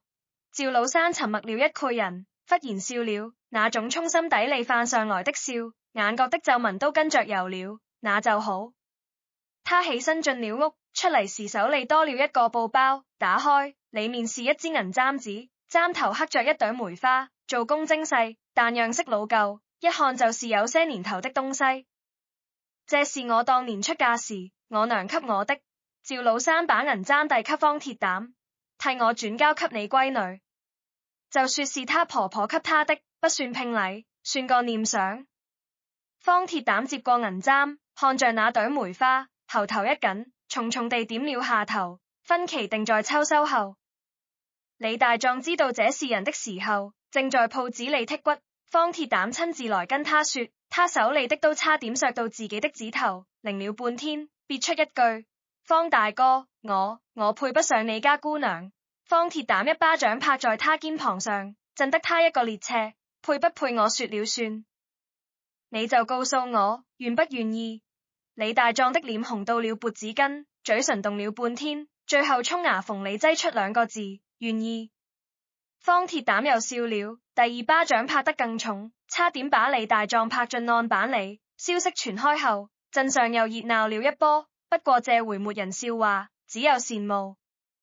方標頭的閨女啊，那可是州府大戶人家的姑娘，知書知禮，能幹賢惠，嫁給一個殺豬出身的，各在3年前，誰敢想，可如今未人覺得不對，李大壯配得上。3年時間，他用一刀一漢，一文一厘，把這個配不上3個字硬生生磨成了配得上。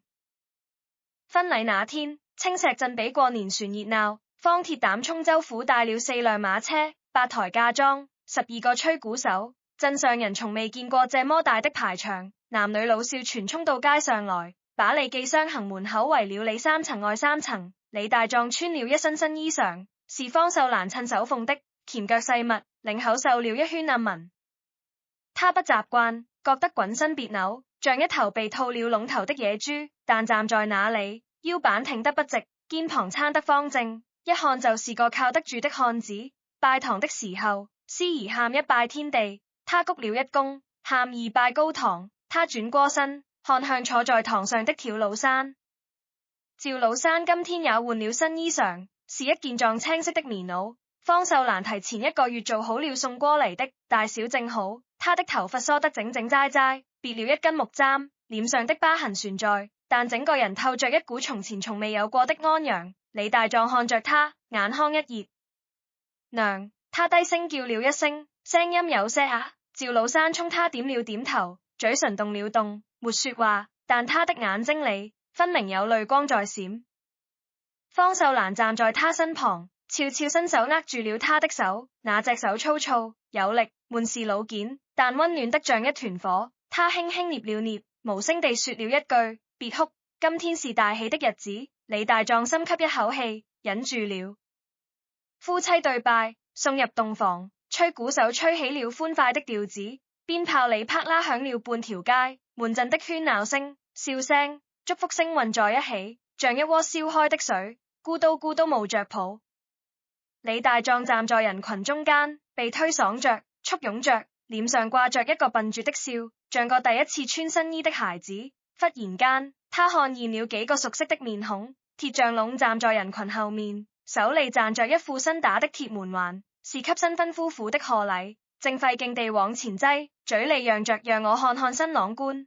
陳長舉站在自家鋪子門口，手裏端着一盤喜糖，見李大壯看過嚟，不好意思地笑了笑，把盤子舉得更高了些，甚至連黃老漢也來了，就是當初那個不敢玉珠給他的黃老漢，如今扣着背站在人群最外圈，手裏拎着2隻老母雞，一臉局促地東張西望。李大壯看着這些人，心裏頭五味雜陣。他記起3年前那個冬天，他牽着趙老山的手從鎮東頭走到鎮西頭，滿街的嘲笑和順口溜，沒有一個人道喜，沒有一碗喜面。3年後的今天，同樣一條街，同樣一個人，一切都不同了。不是他變了，是人心變了。人心怎麼變的？不是靠銀子砸的，不是靠刀子逼的，是靠一碗一碗骨頭湯，一刀一刀公平肉，一筆一筆清白賬，慢慢熬出來的。趙老山說得對，容得下人，人就容得下你。入夜，賓客散去，李大壯沒有急着進洞房，而是先去了後院。趙老山一個人坐在石凳上，面前放着一碗粥，一碟鹹菜，全是那碗稀得照人影的粥，全是那碟再普通不過的鹹菜，跟3年前一模一樣。月光灑在他身上，藏青棉襖襯得他整個人比平日多了幾分柔和。他聽見腳步聲，抬頭看了一眼，又低下頭繼續喝粥。怎麼不進洞房？他問。來看看你。李大壯在他對面坐下，撓了撓頭。娘，你一個人。我一個人怎麼了？趙老三放下碗，白了他一眼。我一個人過了20年，船怕這一晚上趕緊去，別讓新娘子等。李大壯沒動，他從懷裡掏出一樣東西，輕輕放在石桌上，是一支銀簪子。趙老三看見那支簪子，手微微一顫。方大哥把你的簪子轉交給了秀蘭，秀蘭又讓人打了一支一模一樣的，說讓我傳給你。李大壯的聲音有些悶，他說這支簪子是婆婆給的，不能弄丟了。但婆婆自己也得有一支，兩家人的念想不能只有一頭有。趙老三伸手拿起那支銀簪，指腹摩挲着簪頭的梅花，摩挲了很久。月光下，李大壯看見他的眼角有雜麼東西在閃，他沒有擦，只是把銀簪慢慢插進了佛髻裡，然後抬起頭看着李大壯笑了，那是他見過的他最乾淨的一個笑，沒有算計，沒有隱忍，沒有20年的暗流衝動，只有一個老人，一個母親，一個終於放下了所有包袱的人，最本真的笑。去吧，他輕聲說，你娘等你這句話等了3年了。李大壯站起身走了2步，又停下來。娘，謝謝你。趙老三沒有回答，只是擺了擺手，端起碗繼續喝粥。李大壯走進了前屋，身後月光鋪滿小院，照着那口洗得發亮的殺豬鐵鍋，照着牆角曬乾的草藥，照着石桌上那碟吃了一半的鹹菜，一切都跟3年前一樣，又一切都不一樣了。又過了2年，李大壯的商行開到了隔壁鎮、隔壁縣，連州府城裡都設了分號。他不再親自曬豬了，但每年臘月18，他成親的那個日子，他都跪在鋪子門口支一口大鍋，燉一整頭豬的骨頭湯，免費請全鎮人喝。有人問他為什麼，他說：我娘說的，散財修心，這燙得一直燉下去。